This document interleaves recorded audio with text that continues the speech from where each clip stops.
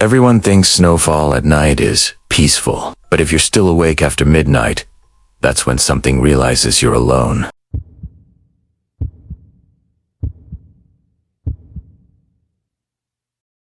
I grew up in northern Minnesota, where winter isn't just cold. It's isolating. When it snows at night, the world goes silent. No cars, no wind, no sound, just white and darkness.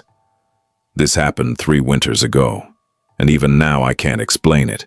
I was 26 at the time, living alone in a small rental house near the edge of town. The kind of place surrounded by trees with neighbors far enough away that you wouldn't hear them scream. Not that anyone ever did. That night, the weather report warned about a heavy snowstorm. Nothing unusual. I locked my doors, made some coffee, and sat in my living room scrolling through my phone as the snow slowly buried the world outside. By midnight, the snowfall had become intense. Huge flakes, thick, heavy, the kind that erase footprints in seconds. At 12:14 a.m., the power went out. The house dropped into darkness, and the silence became uncomfortable. No fridge hum, no heater, no distant traffic, just me and the snow. I grabbed a flashlight from the kitchen drawer and checked the windows out of habit. That's when I saw it. Footprints, fresh ones. They started at the edge of my porch and stopped directly beneath my living room window. Bare footprints, no shoes, no boots, just human-shaped feet pressed deep into the snow. My heart started racing. It was below zero outside. Nobody walks barefoot in a snowstorm. I told myself maybe someone was drunk. Maybe they needed help. That was my first mistake. I grabbed my coat and reached for the door handle. And then I remembered something my grandfather used to say when I was a kid. If you see footprints in the snow after midnight, don't go outside. Whatever made them doesn't want help.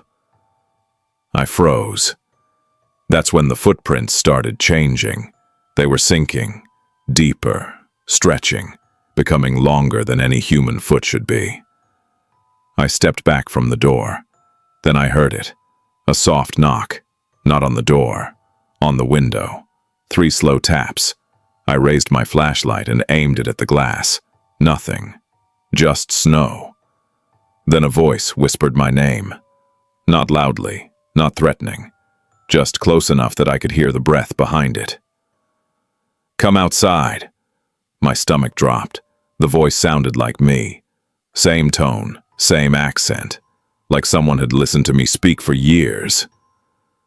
I backed away until my shoulders hit the wall. The tapping moved, from the window, to the side of the house, to the back door.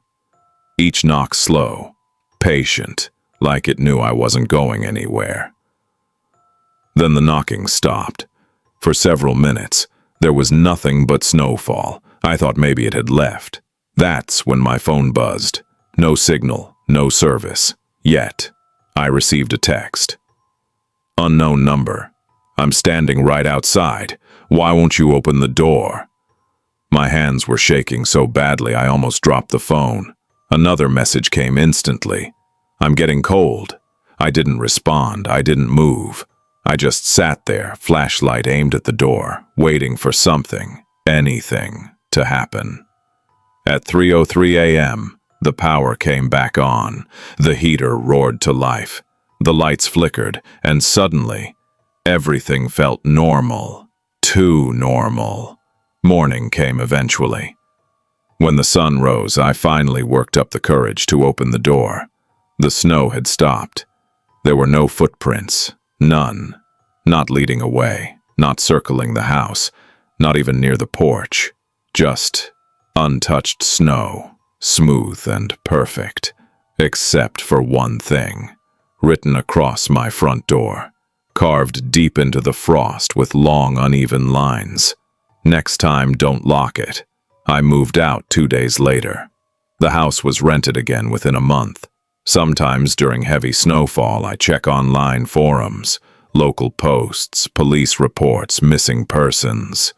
Every winter, someone disappears after midnight.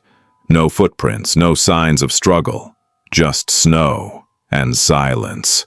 So if you're ever awake during a snowstorm and you hear knocking after midnight, don't go outside. Whatever is waiting for you already knows your name.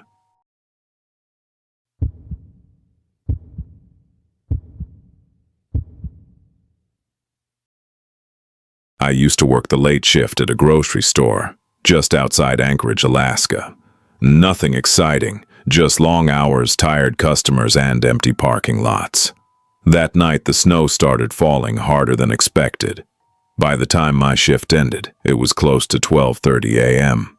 The parking lot lights glowed orange through thick snowfall, and the world felt smaller, quieter. I should have asked someone to walk me to my car, but I didn't. As I scraped ice off my windshield, I noticed something strange in the snow behind my car. Footprints. Not fresh ones from customers. These were deeper, slower, like whoever made them had been standing still for a long time. They stopped about 10 feet away from my driver's side door. I scanned the lot. No one.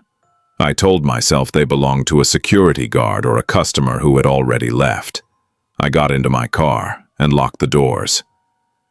That's when I noticed something else. The footprints were moving, not walking, dragging. Each new print appeared closer than the last. My chest tightened. I turned the key and backed out fast, tires skidding across ice. As I drove home, I kept checking my mirrors. The snow erased the parking lot quickly, but I had the uncomfortable feeling that I wasn't alone anymore. Halfway home, I stopped at a red light. That's when I saw it. A shape in the snowbank on the sidewalk, standing too still to be a person waiting for the light. Tall, thin. It didn't have a face, just a darker patch where one should have been. When the light turned green, it took one step forward. I ran the red light. By the time I reached my street, my hands were numb from gripping the steering wheel.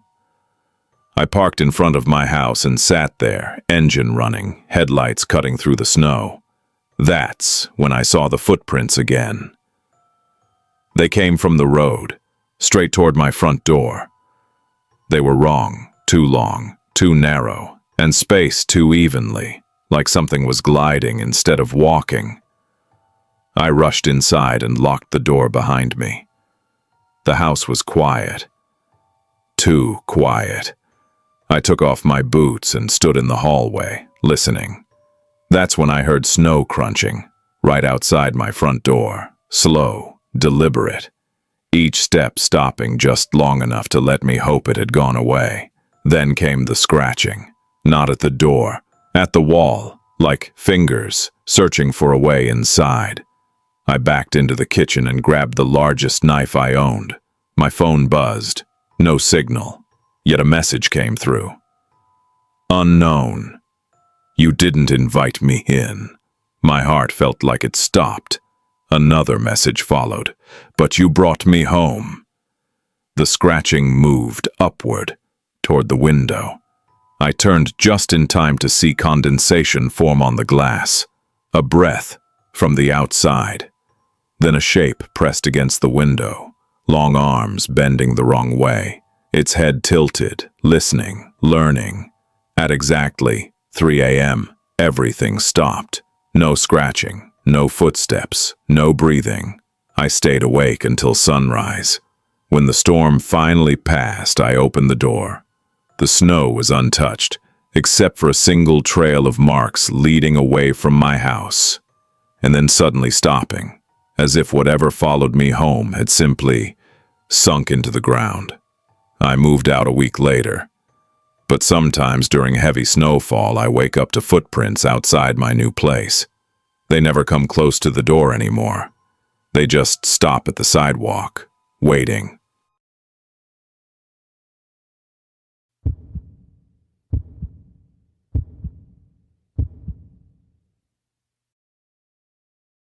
I used to believe time was constant, that no matter how bad things got, The clock would keep moving forward. I don't believe that anymore. This happened during the worst winter my town had seen in decades. In a place so small most maps don't bother naming it. Northern Montana. Population barely over 1,000. One main road. A gas station. A diner that closed before sunset. I was 31 years old, recently divorced and renting a house that had no business being lived in during winter. The landlord had warned me. "Snow gets weird up there," he'd said, laughing like it was a joke. It wasn't. The storm started on a Tuesday. The forecast said light snowfall. By evening, the sky was a solid sheet of gray, and the air felt thick, like it didn't want to move. By 11:40 p.m., the snow was falling straight down. No wind, no sound, just endless white. I remember checking my phone before bed, 11:58 p.m. I didn't know that was the last normal moment I'd experienced for a very long time. At exactly 12 a.m., the power went out. Not unusual in winter storms. What was unusual was the silence that followed. No hum of electricity, no distant engines, no wind against the windows. Even the snow seemed muted. I reached for my flashlight and glanced at the digital clock on my nightstand. 12 a.m. The seconds weren't blinking. I tapped the clock. Nothing changed. I checked my phone. No signal, no bars. The time read 12 a.m. At first, I laughed it off. Power outage, dead clocks, cold batteries. I got out of bed and walked to the living room window. The snowfall hadn't slowed. If anything, it was heavier. Large flakes drifting down in perfect vertical lines like they were being placed instead of falling. I watched for a while, then frowned. Something felt off. The snow wasn't piling up. No matter how long I watched, the ground looked the same depth, the same smooth surface, like time outside wasn't moving forward. That's when I noticed the footprints. They weren't there before. A single set appearing near the tree line at the edge of my yard. I leaned closer to the glass. The footprints were facing my house, and they weren't filling with snow. I pulled back from the window, my stomach tightening. I told myself someone must be lost, or drunk, or desperate. I grabbed my coat. Then I noticed the temperature. The thermostat was still lit, battery-powered, 32 degrees Fahrenheit. It hadn't dropped. It hadn't changed at all. At midnight, everything had stopped, except me. I decided to step outside. I know how stupid that sounds now. The moment I opened the door, the cold hit me, sharp but frozen in place. The air felt solid, like pushing through water. The snowflakes hung in the air around me, suspended mid-fall. I reached out and touched one. It didn't melt. It didn't move. It just existed. I stepped onto the porch. The footprints in the yard were closer now. I hadn't seen them move, but they had. I took a step back inside and slammed the door shut. That's when I heard the voice. "You're not supposed to be awake." It came from everywhere at once. Not loud, calm, almost disappointed. I backed away from the door, my heart pounding. "Hello," I called, hating how small my voice sounded. No response. The snow outside resumed falling. Everything moved again. I checked my phone. 12 a.m. I didn't sleep that night. Morning never came. The sky stayed dark, frozen in that endless midnight glow. By what felt like hours later, I turned on the radio. Static. Then a voice cut through. Not a broadcast, not a station, just a man speaking directly.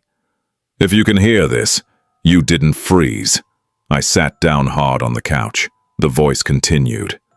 "Time stopped at midnight. It always does during the long storms. Most people don't notice. They sleep through it." My mouth went dry. "Those who wake up get stuck." The radio clicked off. I tried the door again. It opened. Outside, the footprints had multiplied. Dozens now, circling the house. None of them overlapping, all facing inward. I shouted into the snow, demanding answers. The snowfall slowed again. The voice returned. Closer this time. "We keep the time while you rest." A figure emerged from the snowfall near the porch. It looked human at first. Tall, wrapped in something that might have once been clothing. But its face was smooth, featureless, like snow packed over bone. It tilted its head. "You weren't meant to see us." I asked what it was. It paused, then said, "We are the hours that never passed." More shapes appeared behind it. Dozens, hundreds, standing in the snow, motionless, waiting. I stumbled backward into the house and locked the door. That night, if it could still be called night, I learned the rules. Time would stop every time the clock hit midnight. It didn't matter where I was. Didn't matter what I was doing. At 12 a.m., the world froze. Except the snow.